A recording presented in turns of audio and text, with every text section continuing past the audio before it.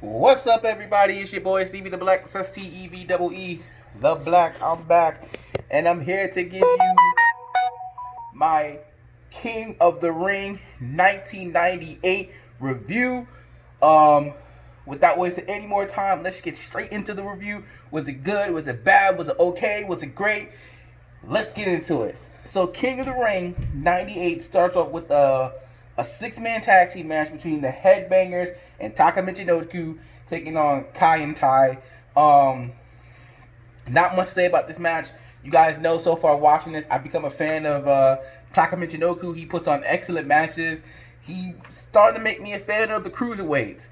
I ain't watching 205 Live yet, but maybe one day I will. Be like, let me just check it out, see what's up, you know? But the Headbangers and Taka Michinoku end up winning the match.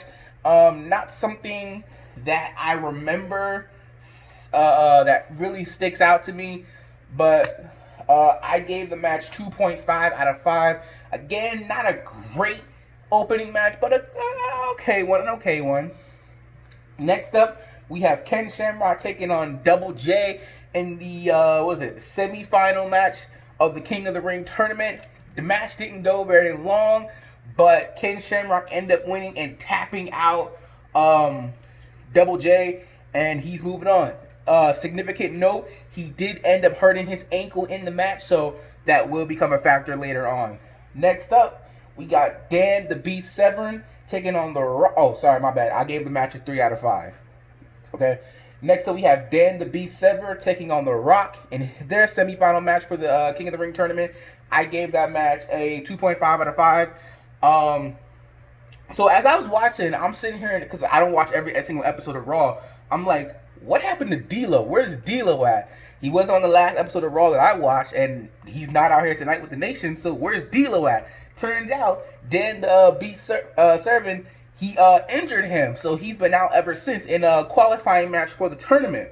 So during the match, both guys take each other out, The Rock and Dan, and as they're down on the mat, the rest of the Nation come out to distract the referee, and then from the crowd comes D'Lo with this like protective vest on. He frog splashes onto Dan the Severn Beast, or Beast, whatever, which then allows the Rocks to pin and win. Again, this match didn't take that much long at all. And The Rock ended up winning the match. I gave it a 2.5 out of 5. I thought it was a little less. I thought the Double J and Shamrock match was a little bit better than this match, but okay. Next up, we had Al Snow and Head taking on the team of Too Much. That's Brian Christopher and Scott Taylor before they became Too Cool. And Jerry was a special guest referee. So all throughout the match, it's basically a 2-on-1 handicap match. They're beating Al Snow down. Eventually, it gets to the point where Al Snow makes a tag to Head, and he gets to Head, and he just starts beating him with it and everything like that. Every time he tries to go for the cover, Jerry refuses to hit the count, and whenever it's too much, Jerry tries to do a fast count and everything like that. It eventually gets to the point where Al Snow thinks he has the pin. He's going for it, but Jerry and them get a bottle of Head and Shoulders and puts it on the head, and Jerry counts the mat 1, 2, 3, and Too Much ends up winning the match. Obviously, you can't take it seriously. It's a big joke. It's a comedy match. I wasn't really laughing, but I have to say the Head and Shoulders bottle was pretty clever. That was clever. I wasn't laughing, but I got it, and it was clever. So I ended up giving it a 2.5 out of 5. Okay. Next up, we had Owen Hart versus X-Pac with China at ringside. I was expecting this match to be like a clinic, like a wrestling match that people talk about for ages. But because I know both of these guys are great workers, but we didn't get that. I didn't get that. The thing that sticks out most for me for this match is near the end. I'm trying to remember what happened. I believe Mark Henry came out. He attacked X-Pac to give Owen Hart the advantage.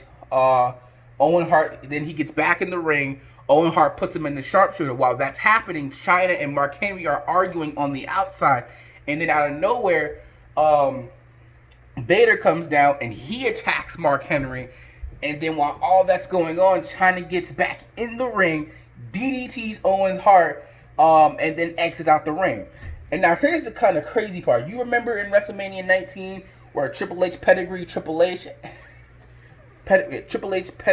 Booker T, and it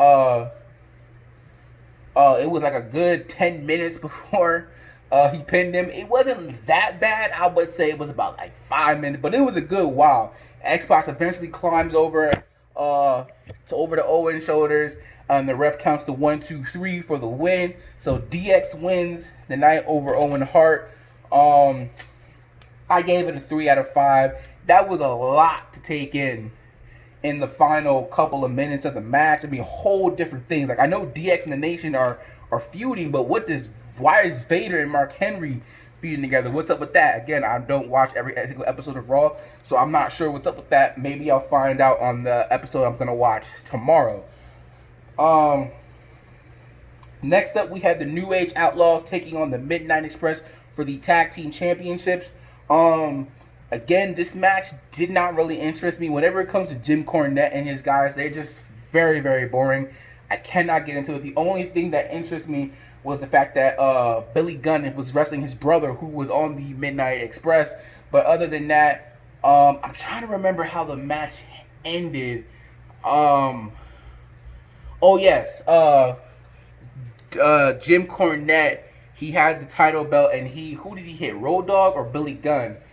I think he hit Billy Gunn, but there was a kick out. He tried to go for it again, but Billy Gunn caught him, and then Chyna low blows Jim Cornette, and then I think one of the Midnight Express gets DDT'd, and then they go for the cover, and the New Age Outlaws end up retaining. I gave the match 2.5 out of 5. To me, really, it should have been a 2, because, again, like I said, anything that has to do with Jim Cornette and the Midnight Express or whatever, it's just boring, and it's not really all that entertaining, and I don't really find it that much, so I kind of fall asleep whenever I see him on TV. Next up, we had Ken Shamrock versus The Rock in the main event for the King of the Ring, or the King of the Ring main event, at the end of the tournament. Final match, whatever. Triple H was on commentary. Chyna was on the Spanish commentary, and he's over there speaking Spanish with them. Anyway, Triple H over there, you know what he does when he's a face. He cracks jokes all night, all that stuff like that. It got to a point where The Rock was staring at Triple H, and they were jabbing at each other. So Triple H drinks some water and spits in his face, and they tried to go at it and everything like that. Ken Shamrock and The Rock, they've had more exciting matches, and they were short, but they had a lot more exciting matches. This match between them, it wasn't that exciting. There was a lot of back and forth, a lot of near falls and kickouts. But from my knowledge of previous King of the Ring tournament winners, I don't recall The Rock ever winning. So I knew Ken Shamrock was going to win. The match ends when The Rock kicks out again. And Ken Shamrock kicks out again, and The Rock, he's getting frustrated. He's yelling at the ref. He goes back to Ken Shamrock. Ken Shamrock puts him in the ankle lock, and The Rock ends up tapping out. And your winner and the new King of the Ring of 1998, Ken Shamrock. I ended up giving the match a 3 out of 5. And finally, here we go. The last 2 matches of the pay-per-view. Taker, Mankind, Hell in a Cell. I don't even need to explain. I've never seen this match in its entirety. I've only seen the 2 famous clips of Taker throwing Mankind off the cell and chokeslamming him through the roof of the cell. And both times, bro, I'm just like, what? The fact that Mick Foley was like, yo, do this to me, okay? Do this is beyond crazy. These two will do anything during this match to put on a good show. They did. After both of these incidents, they still had a match, added thumbtacks to the match. It was crazy. I understand. I remember seeing like a backstage thing. Undertaker said he had a broken foot during this match. It was the fact they went through this and tore their bodies apart. It's incredible, man. Just absolutely incredible. 5 out of 5. It was a great, fun match, fun moments. I was laughing when Undertaker chokes them Mankind through the cell. I'm like, man, this man is trying to kill him. He's trying to kill Mankind, bro. What the heck? Oh, man, that was crazy. 5 out of 5. And then the main event, Kane versus Stone Cold in a first blood match for the WWF title. This match was also fun. Kane and Stone Cold had great chemistry. They're going back and forth. Eventually, you're in the fight. They're fighting each other, and the cell starts to descend. And we're like, what's going on? They end up trapped inside the cell, but it's not locked, so they're not trapped. But it kept going back up. Like, it was a point where Stone Cold was laying on the ground, and the cell was going to come on top of him. And they were like, no, it's going to crush him. And it even got to a point where Kane was hanging on, like, the door cell thing. He was hanging up while Stone Cold was beating him down. But then he escapes. The cell comes back down again. They're fighting in the middle of the ring. Then Mankind comes down. He tries to hit Stone Cold with a chair, but he gets hit with a stunner. Then Kane gets hit with a stunner. And then the Undertaker comes down. He tries to hit Mankind with the chair, but he dodges it and hits Stone Cold Steve Austin in the face. And then Undertaker, and it busts Stone Cold open. And then Undertaker gets the ref. He puts him in the ring. And then for whatever reason, starts to pour the gasoline on the ref. Why? I have no clue. But then, who was it? I think he got hit with a chair by Kane, I believe it was. And then Stone Cold, he tried to hit Stone Cold, but Stone Cold fought him back, hit him with the chair, going back and forth. But as the ref comes up, he sees that Stone Cold is bloodied. He's bleeding all over. And he calls for the bell. And Kane is the new WWF champion. I'm like, wow, that was a great main event. These last two matches were great. Both of them got 5 out of 5 for me. It was absolutely just incredible, man. And I honestly cannot wait for when I watch Raw tomorrow night. I'm excited to see where the story goes. This is just great, man. Technically, no rules were broken. Yes, Kane wasn't the one to open up Stone Cold, but it's first blood. It's the first one to bleed. That's the only rule. There are no rules. There are no disqualifications. So even though Taker was the one that opened Kane up, it don't matter. He was the first one to bleed. So technically, there was no cheating.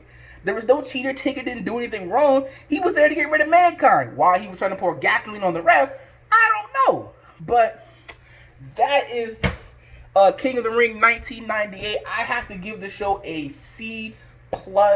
Man, if the earlier King of the Ring matches were just a little bit better, and if Jim Cornette wasn't on the show, this could have been a B+ or an A. But I definitely think this has been the best pay-per-view of 1998 so far. Man, good show, or pretty good show, okay show, great main events, great main event matches, incredible, C+. The next show is Fully Loaded, so we're gonna see what goes down with that. But woo, man, I'm excited, bro. Attitude Era. But anyway, that's pretty much about it. I will see you guys tomorrow for the Monday Night Raw review. Speaking of other reviews, the reason why I didn't do the SmackDown review was because I was hanging out with friends, so I ended up missing SmackDown. And then I forgot that I didn't forget I had Hulu. I forgot that when Saturday comes, SmackDown and Raw come on the day after on Hulu, and I totally forgot. So by the time I ended up watching SmackDown, it was like Sunday, and I was like, there's no point in doing a video, so I'll just come back with this review, for the Austin Era review, then I'll do Raw, then I'll do SmackDown, and we'll just go from there. So anyway, that's pretty much it. So until next time, and if you're not down with that, just got 2 words for you. Peace out, and I'll see y'all tomorrow. Peace.